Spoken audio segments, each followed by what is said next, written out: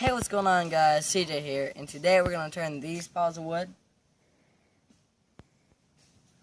into an upside down campfire.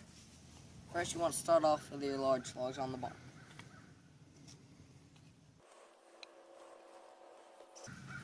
Then, medium-sized logs.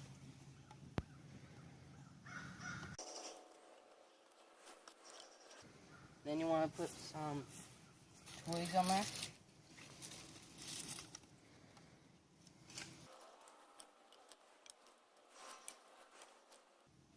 Then you want to put some dry kindling on there.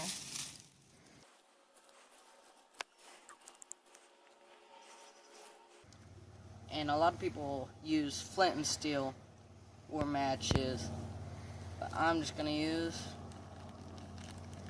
this lighter.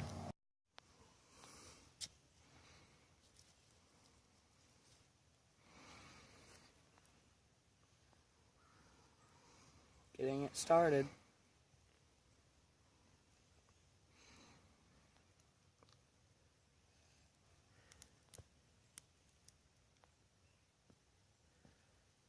And the reason why it's so efficient, it doesn't use all your fuel up in a short amount of time.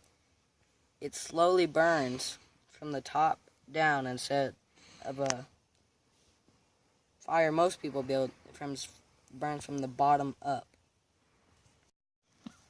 Alright, we got it going. Took a while, but finally got it burned. So I will see you guys next time.